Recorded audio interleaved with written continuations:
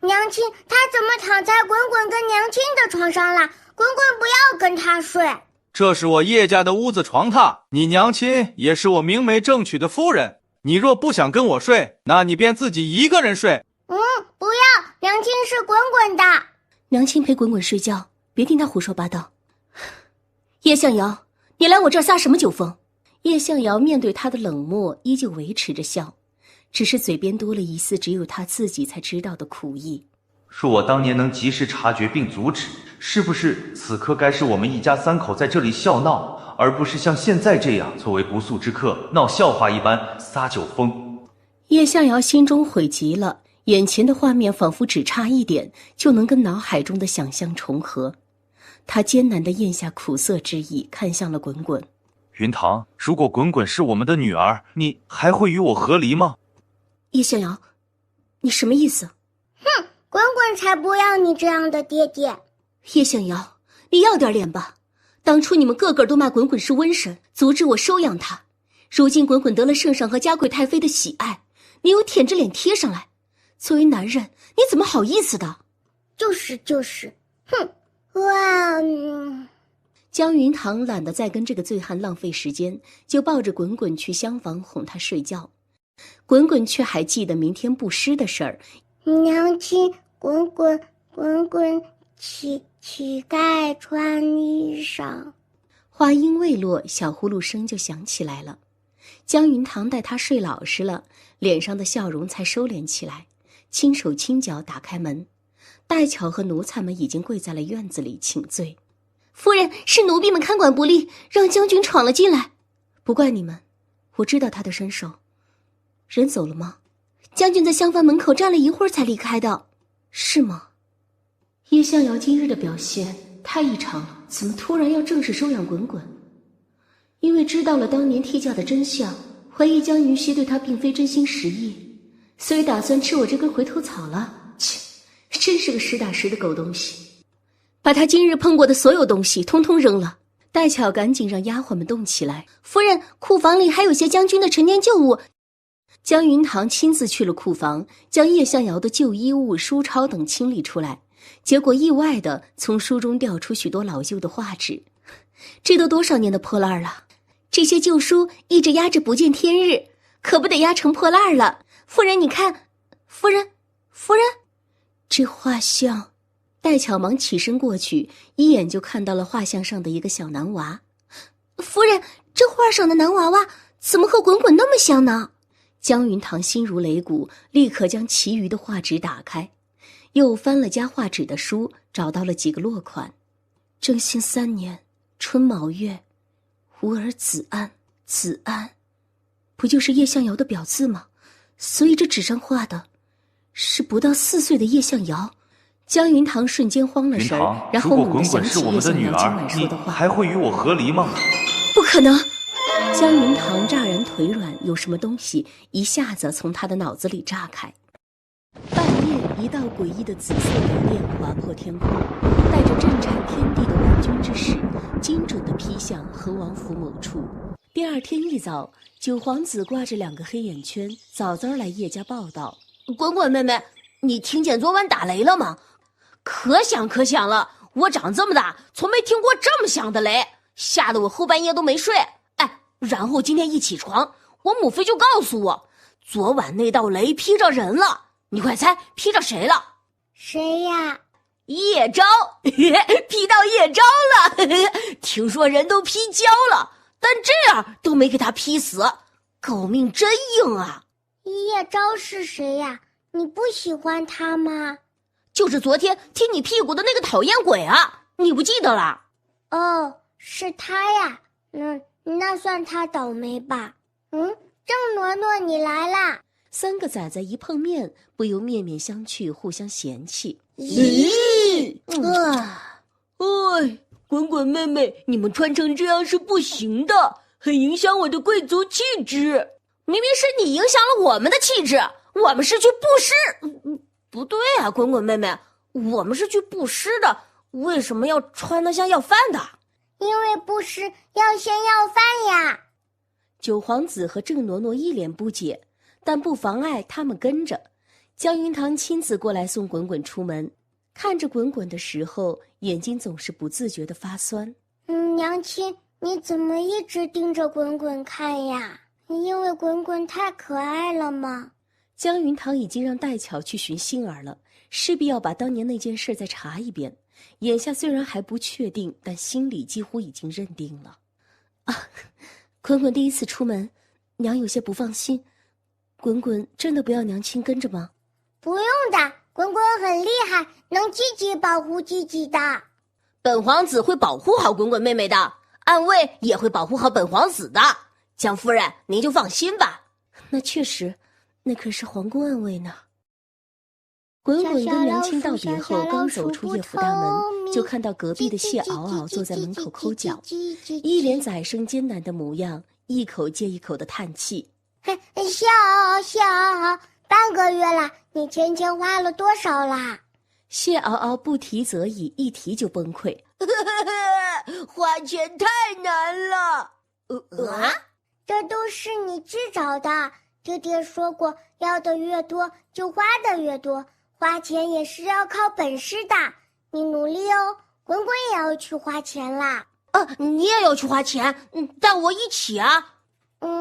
行吧。谢敖敖立马回去背了一大包金疙瘩。九皇子看到这么多金疙瘩，震惊了。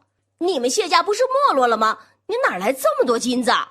滚滚给的，钱卖身契就有。天哪，滚滚妹妹的本事我是知道的，要不我也把自己卖了。滚滚可没注意他在琢磨什么，一到西街就哒哒跑到经常光顾的包子摊前，举起大碗碗。你今天吃肉包子？别以为你换了身皮我就不认识你，将军府大小姐。怎么这副打扮要起饭来了？滚滚立马点头，老板娘痛快地拿了个大肉包子，那给你挑个大的，拿好了。老板娘真是心善啊，给小乞丐这么大的肉包子，就没见过长得这么讨喜的小乞丐。给个肉包子呀，我高兴。将军夫人和小姐经常来这条街光顾生意，一个肉包子算什么呢？九皇子闻言立马露出一个大大的讨喜的笑脸。我。老板娘犹豫片刻，掰了半个包子给他，还是菜馅儿的。还有我，这都是哪家的公子出来消遣咱们来了？哼，穿着绫罗绸缎出来要饭，我还真是头一回见啊！老板娘将剩下的半个菜包子塞进自己嘴里，没了，去别家耍吧。哼！然后笑嘻嘻地问滚滚：“小奶奶够吃吗？”够的，谢谢包子姨姨。那送给姨姨的。老板娘怕脏了手，给食客装好了包子，才捡起土疙瘩，笑着准备扔掉。结果手指轻轻一捻，里面露出了金色，竟是个金疙瘩！老板娘脸色大变，好半晌才回过神来，赶紧对着滚滚离开的方向虔诚地拜了一拜。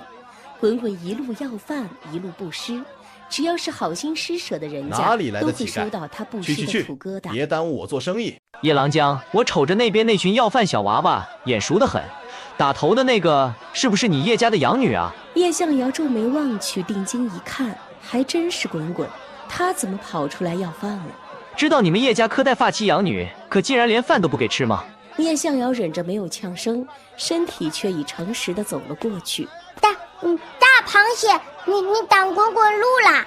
为什么出来装小乞丐？家里的饭不够你吃吗？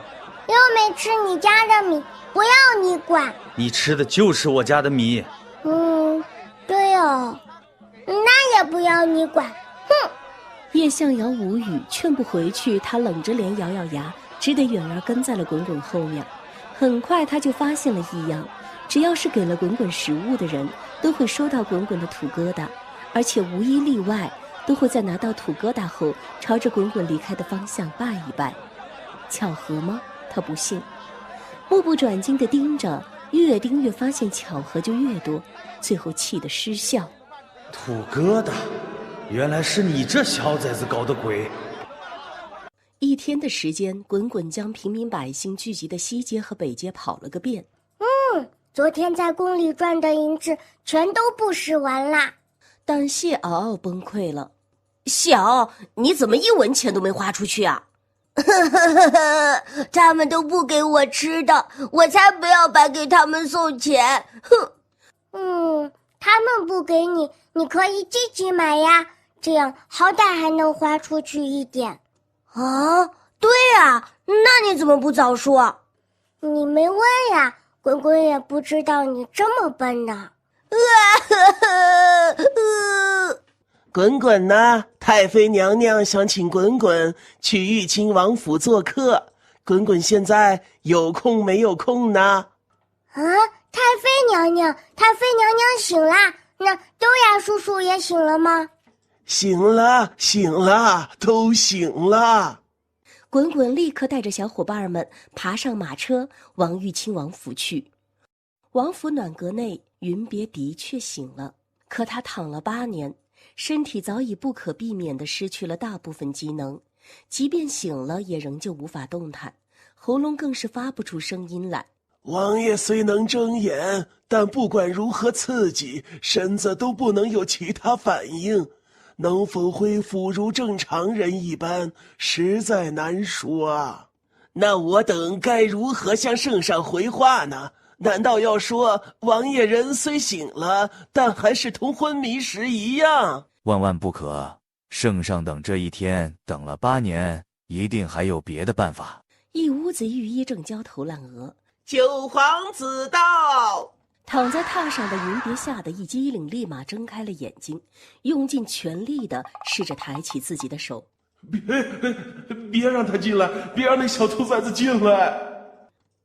你们看，王爷睁眼睛了，眼珠子还转了一下，连手指似乎都在隐隐颤动啊！王爷有反应了，王爷听到九皇子到，立马就有反应了。快请九皇子进来！快请九皇子进来！皇叔，我来了！云别听到这熟悉的声音，不敢睁开眼，希望是我的幻觉。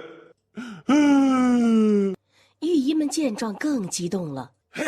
王爷他流泪了，原来王爷如此喜爱九皇子，日后一定要让九皇子常来，这样必能有助于王爷恢复啊。胡院士说的有理啊，诸位快让开，让九王子同王爷说说话。御医们像看见了救星，齐齐地往旁边让路。很快4个满身汗臭的瓜崽子全部扑到了榻边。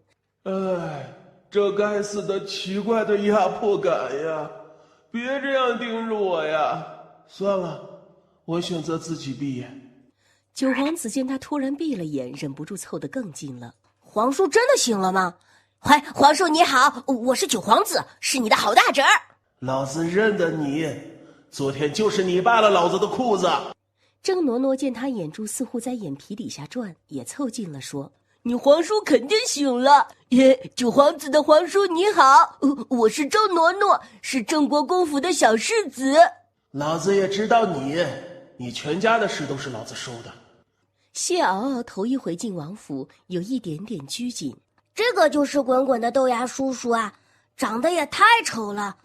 那个豆芽叔叔你好，我叫谢敖敖，是皇上谢家的孙子。谢家？我花了谢家不少军费，吃人嘴短，算了，老子不骂你。滚滚等他们都介绍完了，直接上手，熟练地用小手就看云别的眼皮。嗨，豆芽叔叔，你还记得滚滚吗？嗨，豆芽叔叔，你还记得滚滚吗？被迫睁眼的云别看着小可爱滚滚，努力再努力地挤出了一丝僵硬的微笑。你们快看呐！他笑了！身子都在震动，尤其是脑袋。我这辈子若是还能成亲，绝对不生臭小子。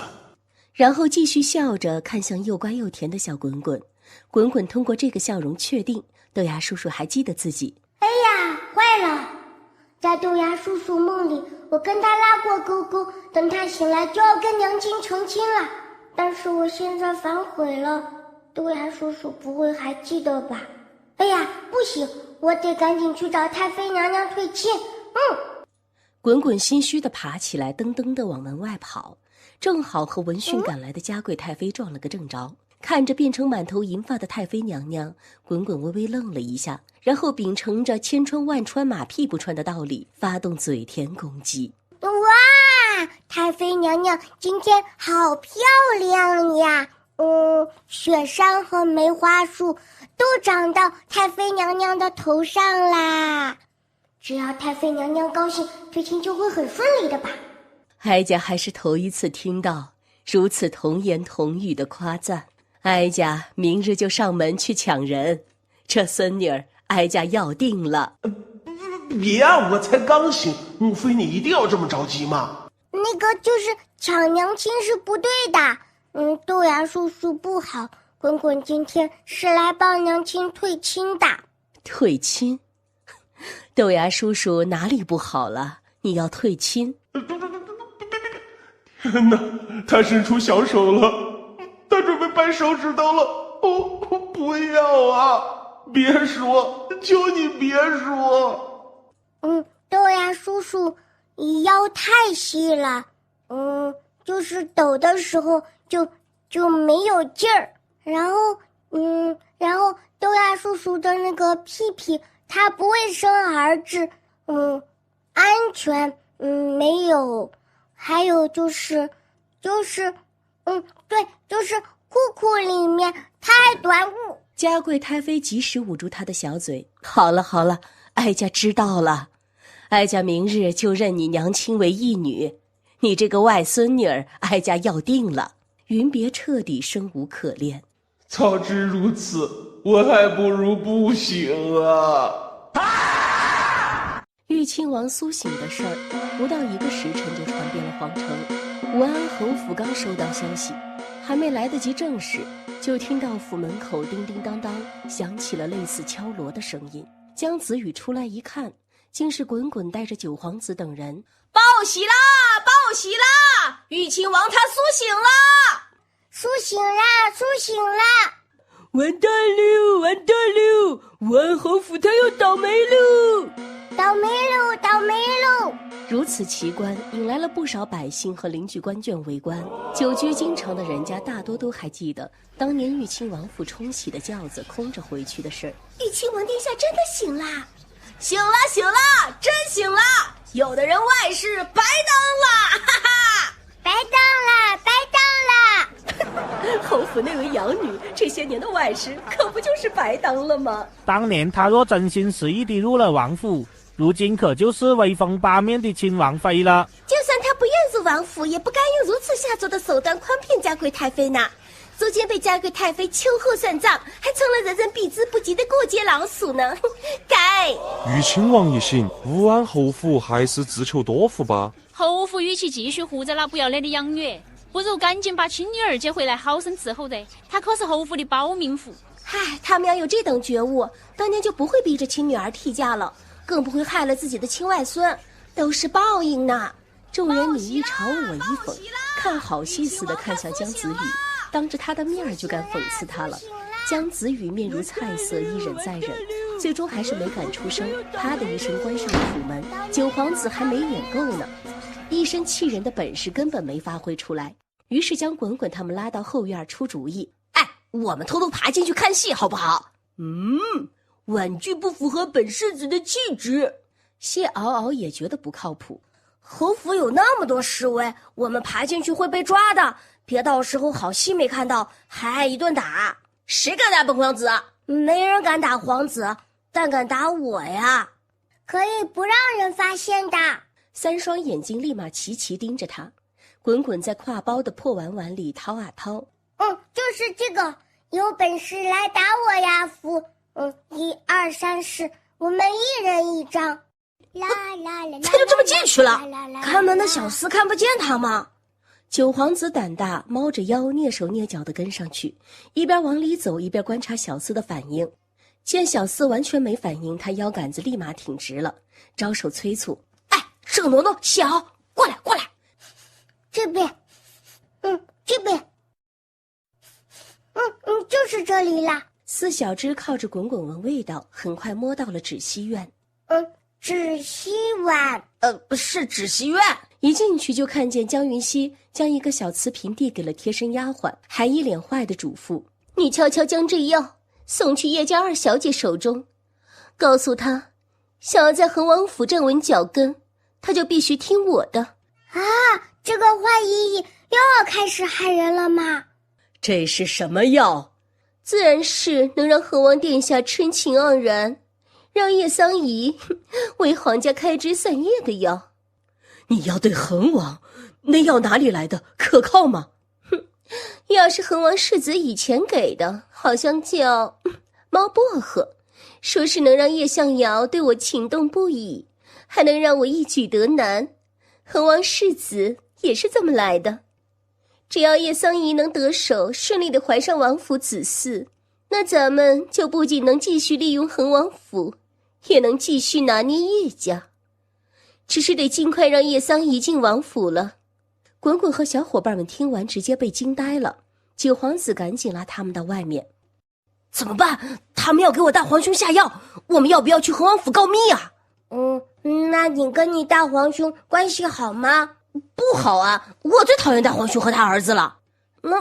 那要不散了吧？散了吧。恒王府恒王世子叶昭突然打了个喷嚏。金窝银窝不如自己的狗窝，马肺三小鱼干都不如苗爷的猫薄荷。叶昭正气得上头，管家突然来报，世子江夫人让人传话，说想让叶家二小姐尽快入府。是吗？那就备个轿子，明日抬入府中便是。可王爷那边……老规矩，掺点猫薄荷，让父王圆了房就行。我父王呢？听说玉清王醒了，圣上急召诸位王爷进宫，王爷怕是一时半会儿回不来。等明日人抬进来，父王自然就知道了。纳妾嘛，多一个少一个，父王也不在乎。管家这就下去让人准备，并着人去叶府传旨。滚滚回家的时候，好巧不巧撞上了。瘟神就是瘟神，只会害人。不过呢，就算你害得我只能为妾又怎样？王爷分明是看上了我，才会如此迫不及待引我入府。只要王爷的心在我身上，做妾又如何？有的人呐，就算是正妻，也拢不住夫君的心，活得还不如个外室。你是在阴阳怪气我娘亲吗？谁稀的阴阳你们？我有这功夫，还不如赶紧去备嫁妆呢。说完，叶桑仪扭着腰就走了。他身上的财气怎么破破烂烂的？娘亲，那个姑姑要破大财了，娘亲快去赚她的钱钱吧。江云堂也听说了恒王府的旨意，瞬间明白了滚滚的意思。叶桑仪匆匆出阁，为了给她凑嫁妆，叶家的铺子只能贱卖。如此，那我便不客气了。当天晚上，叶府上下灯火通明，都在忙着叶桑仪明日出阁之事。滚滚翘着小脚坐在院子里，闻着叶家不断散去的财气，被再次闯进来的叶向瑶捉了个正着，从怀里掏出一个掉了土皮的土疙瘩。眼熟吗？这是……你若是怀疑买院子的银子被我做手脚私吞了，去搜便是，搜到我就还给你。叶向瑶也不是傻子，明知不可能搜到，又怎会白费力气？而且他这次真不是来要银子的。云堂，我没想拿回银子，我只想告诉你，从今往后你不必再绞尽脑汁的算计，叶家的一切本就属于你。娘亲，他开始说人话了，有猫咪。叶向瑶握紧拳头，有时候真的很想揍这个小崽子。不管你信不信，你都是我叶向瑶明媒正娶的妻子。至于江云熙，我不会娶她为平妻，从此叶家后宅唯有你一个女主人。说完，他便盯着眼前的母女俩，似乎期待着他们的反应。咦，娘亲，你难受吗？难受。滚滚呢？滚滚想吐吐。娘亲也是。叶向瑶脸瞬间黑了，心头甚至多了几分无力。云堂，你要如何才能相信我？江云堂无论如何也不会再相信他，光凭一张嘴就让我相信你，你从前也是这么哄江云熙的，我可记得不是这么回事儿。你吃醋了？娘亲忍住。可江云堂实在忍不住，转过脸去，狠狠翻了个白眼儿。随便你怎么想，我要带滚滚歇息了。啊，对，好困呀！叶向瑶知道滚滚在外头跑了一天，心中多了一丝自己都不曾察觉的怜爱。那你们先歇着，我明日再来看你们。怎么办呀，娘亲？他说明天还要来呢。没关系，娘亲把他打出去。滚滚觉得也不能天天打架，小脑袋开始急转弯。娘亲，婆家揭不开锅了，要不回娘家看看吧？滚滚今天看过江家的院子，可大了，比叶家大多了。江云堂知道他什么意思，但江家对他们母女来说还不如叶家。先睡觉吧，明天的事儿明天再说。好吧。滚滚今天刷满了业绩，趁着睡觉前赶紧数了一下，1、2、3、4、10、20、30。可以重新给自己换眼睛、嘴巴跟耳朵啦。现在这个耳朵跟嘴巴我觉得挺好的，就是这个阴阳眼太讨厌了。我就选这个黄金瞳。那这个阴阳眼扔了也怪可惜的。可以送给谢敖敖。谢敖敖跟我签了契约，是可以用滚滚的宝贝的。以后就让谢敖敖见鬼去吧，我可真是个大聪明。滚滚安排好之后，立刻进入了甜甜的梦乡。翌日一早，他是被外头吹吹打打的动静吵醒的，睁眼一看，天都没亮呢。娘亲，你们这里成亲不是在晚上吗？好吵呀。江云堂也有些诧异。对呀，大业婚律嫁娶之礼都应在黄昏进行，纳妾可在白天可在夜晚，只限规制。可这天没亮就来抬人的，还是头一回见。娘亲去看看。滚滚也去。前面竟有2列仪仗，仪仗后头还摆了38台嫁妆，整个院子张灯结彩，如同要嫁女儿一般，明显越了规制。瑶儿，你妹妹虽是被人害了，沦为妾室，但到底入的是王府，而且是圣上御赐的贵妾，该有的嫁妆排场，咱们一样都不能少。母亲只有桑姨这么一个女儿，你也只有桑姨这么一个妹妹，所以今日母亲希望按照嫁女之仪，由你这个兄长送她上花轿，好叫外头的人知道，咱们桑姨也是有娘家疼，有娘家撑腰的。叶老夫人一边说一边垂泪，还一边往江云堂这边飘，带着几分旁人难以察觉的阴阳怪气。叶向瑶一点没听出来，点头。既然娘都安排好了，儿子照做便是。娘亲又有好戏看啦！江云堂不解，正要问，老夫人，王府的花轿来了。一仗，赶紧吹起来，闹起来呀！他们在哪儿呢？叶家女呢？快点上轿，别误了时辰。后面竟是空无一物。这寻常人家纳妾都得讲究些排场，王府竟然就派了2个小厮和1顶小轿，简直是欺人太甚。走不走啊？不走，我们可就走了。都当妾了还讲究。叶向瑶觉得这怕是恒王有意为之，咬咬牙阻止了叶老夫人，放下身段冲小厮抱拳说情。家母一片爱女之心，还请二位体谅。我叶家自行为妹妹准备了仪仗，不求脸面，只图个热闹，还请通允随行。这怎么行啊？你们这吹吹打打的进王府，饶了世子睡觉怎么办？我们可担待不起。到底走不走？不走我们就回去复命了。王府一天那么多事儿都不够我们忙的。说完，小厮就抬着轿子掉了个头。叶向瑶脸色也跟着沉了下去，一咬牙让仪仗全部撤去。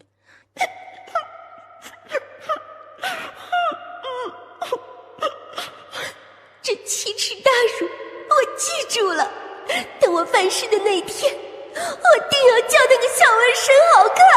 很快叶桑仪便在未破晓的晨色中，有一顶小轿无声无息地抬进了恒王府。叶桑仪出阁后，滚滚高兴地回去睡了个回笼觉，醒来后就发现娘亲不见了。老夫人换了夫人去安寿堂，刚离开没一会儿呢。坏主母又要欺负娘亲嘛，我得赶紧去给娘亲帮忙。九皇子哥哥，你怎么又来了呀？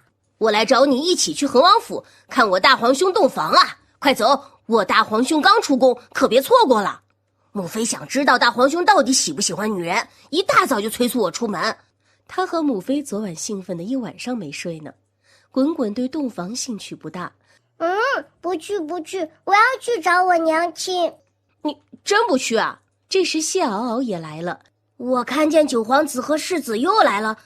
又要出去玩吗？去哪里啊？去哪里？带我一个啊！带小孩子很累的。小敖，你不去忙着花钱吗？一个人花钱哪有4个人花钱快呢？我娘也说让我多跟你玩。带小孩子很累的。我爹都好几个月没回家了，我娘忙着照料生意，还要寻人打听爹爹的伤传，都没空管我。其实我一个人很可怜的。对哦，你上次说你爹爹年前就去跑生意了，3个多月了还没回来吗？他抬眼看了看谢敖敖的财盘，才发现他的父母财线有一根断了，而且看起来断了很久了。财线断裂情况有那么一丢丢复杂，没钱了或者没命了都有可能的。到底是什么呢？还是先不告诉谢敖敖吧。这会儿郑嬷嬷终于气质满满的走到了，直接表明态度。今天的集体活动是什么呢？我参加。滚滚知道甩不掉了，就带着他们一起去找娘亲。刚到安寿堂门口，就听到叶老夫人的哭声。九皇子尊贵的小嘴立马默读：你祖母怎么总是哭哭啼啼的？真晦气！好好的福气都让她给哭没了。里头的人听到这话，气氛瞬间凝滞。滚滚蹬蹬跑进去，发现叶向瑶也在。你们几个赶紧过来，把我娘亲保护起来。没问题。娘亲，他们有没有欺负你呀？江云堂心头软得一塌糊涂，有滚滚在，没人敢欺负娘亲。滚滚怎么找到这儿来了？九皇子赶时间呢，迅速抢答。本皇子想带滚滚妹妹出去玩，但滚滚妹妹说要娘亲答应才行。江云堂倒是很希望滚滚能有自己的朋友。去吧，晚上记得将妹妹送回来。好！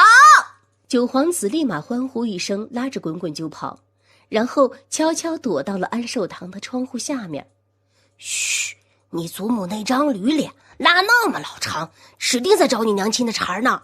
我祖母以前找我娘茬的时候也是这样，而且她当着我爹的面一套，背着我爹又是一套。我家就没有婆媳矛盾，因为全都是死光棍儿，嘿嘿。哇，那还是世子哥哥家厉害。然后支起小耳朵，听里面叶老夫人说话。云堂，娘不是惦记你的私产，让你来填补府中亏空，而是真心实意的想把掌家之权交还给你。这桑姨呀，匆匆出嫁，为了给她凑一副像样的嫁妆，娘这不得已贱卖了3间铺子，府中的银钱确实有些捉襟见肘了，但只要你用心经营，它总能好起来的。还有啊，如今府中冷清不少，我想把莹莹他们姐弟2人接来，就养在安寿堂里。云堂，你若是愿意，母亲可以做主，将这2个孩子记在你名下，往后就只认你这一个母亲，你看可行？不行，不能让叶家偷娘亲的钱，也不能让别的崽崽抢滚滚的娘亲。九皇子明显有着丰富的战斗经验。这还不简单，你姑姑凑嫁妆把家里掏空了，咱们就先去看洞房，然后趁着洞房的时候把嫁妆再拿回来，你家不就有钱了？至于那2个外室子，我以后每天都来找你玩，见他们一顿就打一顿，让他们自己问回江家。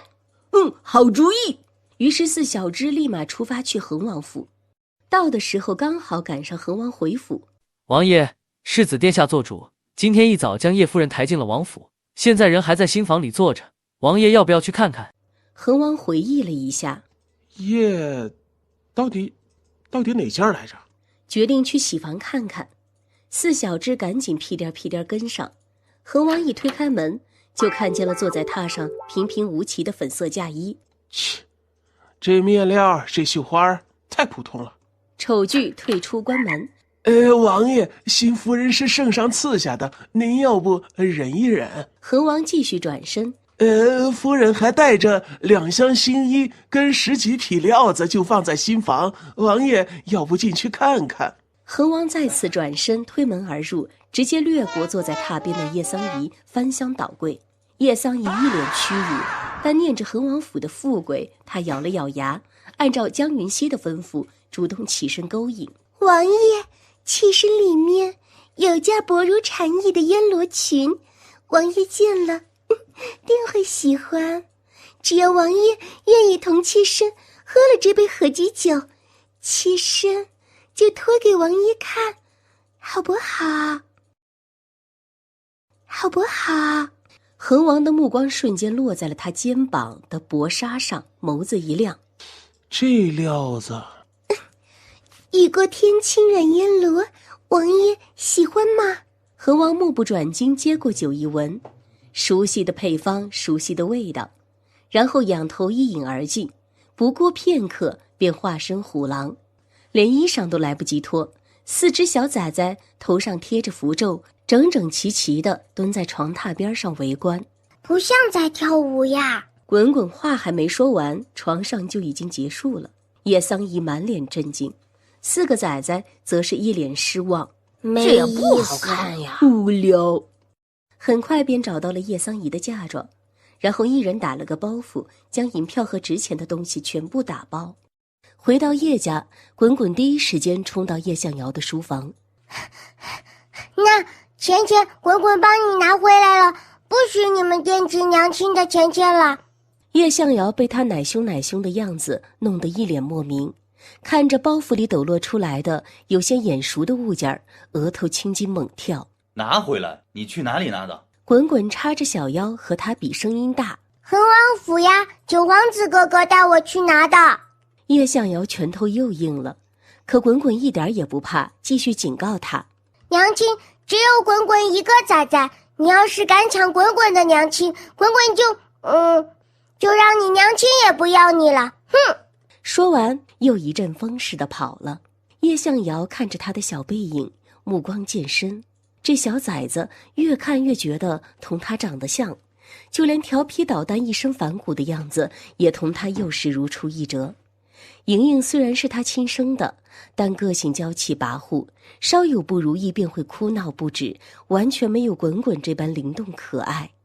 但莹莹对他来说是不同的。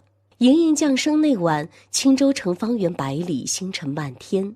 青州城上方空及其他8个方位都有一颗代表财帛的星宿，突闪着划破天空，最后汇聚成一道火光落下。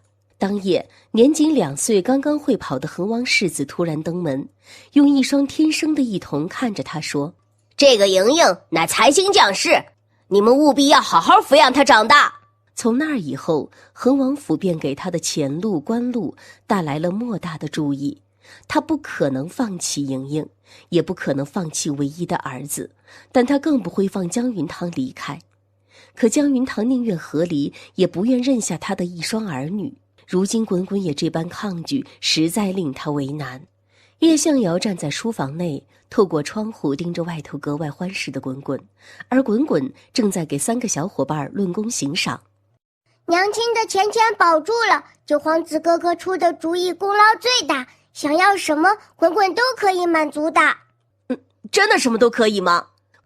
只要滚滚有的都行的。九皇子果断出击：“我要卖身。”啊，你也要报复吗？可你是皇子，已经很有钱了呀。嘿，我不要报复，我纯白送。可是爹爹说白送的就没有好东西。九皇子不料自己被嫌弃了。是你自己说什么都可以的，你不要也得要。我母妃也说了，非卖不可。滚滚还是第一次遇到有人主动要卖自己的，犹犹豫豫了一会儿，决定信守承诺。那卖掉就不能后悔哟。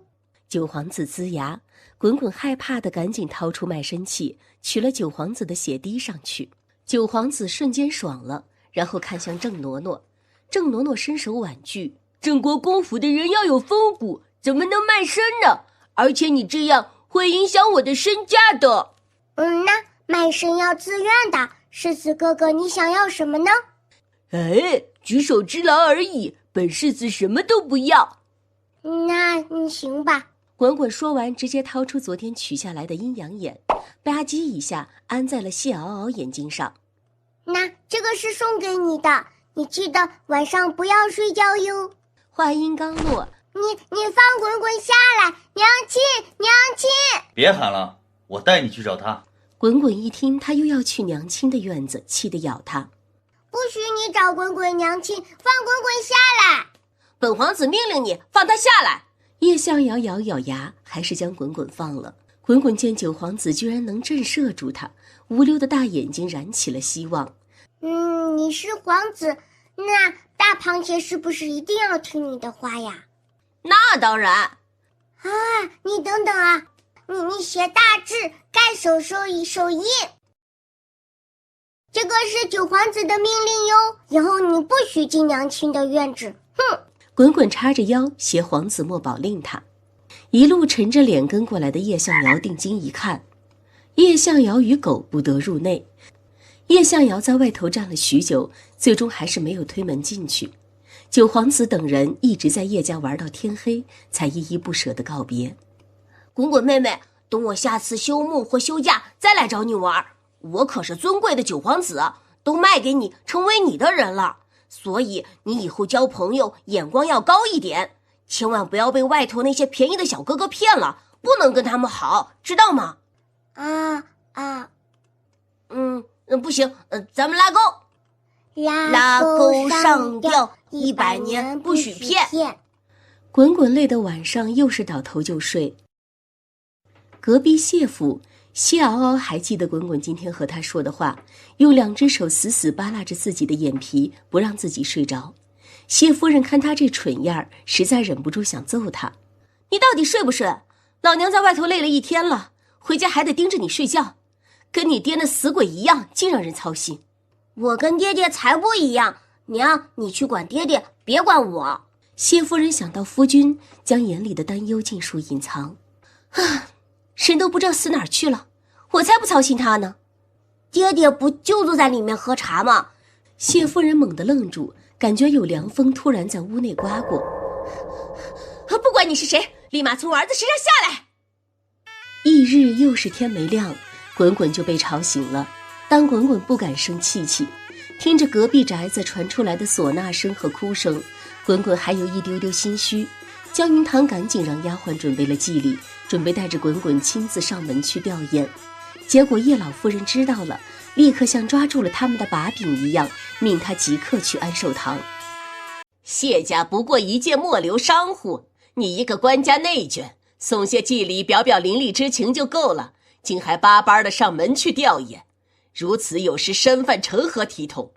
还有那个谢夫人，泼辣无赖，丧尽天良，用城南的一个破宅子坑骗了江家和叶家那么多银子，还四处散播谣言，活该她死了丈夫。你不与婆家娘家同仇敌忾，还想着上门去吊唁，莫非你一直背着我们同那谢夫人暗中往来？叶老夫人如今穷得揭不开锅了，心里一直惦记着那6万两银子，已经怀疑这事很久了。谢敖是滚滚的好朋友，是滚滚要去的，你要是不让娘亲去，滚滚就自己去。哼！叶向阳闻讯赶来，一双大长腿挡住滚滚的去路。你这小崽子，少去隔壁掺和。如今谢家长房没了主君，谢家其他几房举足来相逼，就你这丁点大的人，不过人家一脚踩的。是吗？那更要去帮忙了呀！滚滚一路飞快地冲到谢家门口。如今大哥没了，大房没有能做主的人，从今往后理应由我们二房来统领谢家，还请大嫂交出我谢家的祖产商铺和田宅。还有这座宅子乃是谢家祖宅，从今往后理应交由我们二房一同打理。那些人一口一个谢家，可面上全是凶神恶煞，好像丝毫没有将谢嗷嗷母子当作谢家的人。滚滚以前在临水镇听过这种族人逼迫孤儿寡母的戏，没想到在谢家活生生的发生了。难怪爹爹们说财帛动人心也动人性，人之善恶都会在钱帛里面尽显。滚滚可以帮你打，把他们全都打出去。你今天将他们打走了，明后天他们还会再来的。对哦，那我去找九皇子哥哥来帮忙，九皇子哥哥能管好多人的。嗨，九皇子明面上能帮我家撑腰，但谢家人会暗地里耍阴招，九皇子又不能天天守在我家，也没用的。哦，对，谢嗷，你今天怎么这么聪明啦？谢嗷嗷伸出手对着旁边的空气介绍道：“认识一下，这是我爹爹，他告诉我的。”滚滚没了阴阳眼，根本看不到谢父，但还是很有礼貌地对着空气打了个招呼：“谢叔叔好呀。”谢叔叔，那现在怎么办呀？你需要滚滚的帮助吗？要的。我爹爹说他连尸首都没找到，就着急让我娘办丧事，就是不想给谢家族人谋划的时间。我爹爹还说他们今日不拿走想要的东西是不会善罢甘休的，钱可以给他们，但这祖宅无论如何都要保住。谢家二房、三房、四房的人都没什么出息，他们想要这祖宅只是因为宅子值不少钱罢了，所以祖宅要是给了他们，迟早会被卖掉的。现在只有舍财保宅这一条路了，但需要爹爹你说慢一点儿。就是需要一位大人物在这里坐镇施压。那去找我爹说了，小屁孩不行。那我明白了。然后噔噔噔跑去摇人。很快鸡大姐就跟着滚滚到了谢家。谢家人一看来了个太监，很是没见过世面的吃了一声：“大嫂，这就是你请来的帮手？一个太监鬼知道是干什么的，说不定就是在宫里到夜厢洗马桶的，休想吓唬我们。”“就是我们谢家以前可是皇商，见过的太监可太多了，以前那些太监见到我们谢家人都要点头哈腰的，你以为我们会怕？”姬大姐缓缓扫了一眼谢家族人，抬手，一个穿着红色官服的人带着一群穿着青色官服的人进来了。谢家二房一看打头的，立马吓得扑通跪下：“操您参见府尹大人，参见两位府丞大人，参加之中通判几位大人。”府尹、府丞之中和通判大人竟然都来了，是谁这么神通广大，竟然把整个府度衙门都搬到谢家来了？滚滚摇人厉害吧？谢姨姨别怕，滚滚会给你撑腰的。谢家人打眼一瞧，居然是个3岁的小娃娃，难不成是宫里来的公主？既然都是一家人，便坐下来谈一谈吧。谢家祖宅可以留给大房母子2人，但必须以市价6万两买下来。谢家的祖产、宅邸、商铺本就属于谢氏全族，可以留下属于大房的一部分，大约7000两银子，2间铺子和1座田庄。1、2、3，那还要倒找他们5万两呢。好，没问题。他居然轻轻松松就能拿出6000两金子。大嫂是否还藏匿了我谢家私产？否则这6000两金子是如何来的？我们要求重新对账。玉清王府出借谢家6000金，诸位有异议否？谢家人闻言哪还敢放肆，当着府尹等人的面立了契书，从此谢家大房的一切都属大房私有，拿了大便宜，赶紧走人。滚滚看着谢家族人的背影，谢氏一族所有人的财盘瞬间蒙尘。待姬大简等人也离开了，谢夫人像失去了所有精神气般，跌坐在地上，对着空气说话。有了这些，我们孤儿寡母往后也算有了倚仗。你放心好了，我会将敖敖好好抚养长大。你就去吧。娘，爹爹说他不想去投胎，他就想守着咱俩。可是不投胎，他会灰飞烟灭的，最多3年，你爹爹就永远都没啦。啊，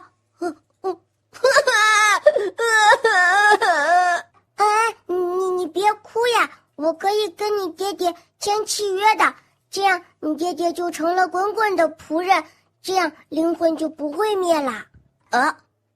那你要不把我娘也卖了吧？反正夫君儿子都卖了，一家人要卖就得卖得整整齐齐。滚滚，姨娘若是卖身于你，是不是也能像敖敖一样看到他爹爹？可以呀。成了小财神的人就能用小财神的法宝啦。谢夫人当即决定，我卖。滚滚还是很有同情心的，愿意成全他，立刻与谢夫人签订了契约，还额外用自己的业绩又换了一双阴阳眼给他。阴阳眼装上的一瞬间，太好了，我终于可以看到。谢夫人就看到了被水泡的肿如猪头的谢老爷。太爹，你咋成这德行了？我不会每天看到的都是这副模样吧？夫人，你能看见为夫了，为夫回来了。夫君。谢夫人听着熟悉的声音，往日夫妻情分终于被唤醒，眼眸一酸，也朝着夫君抱去。哎呦，买个屁的身啊！我摔，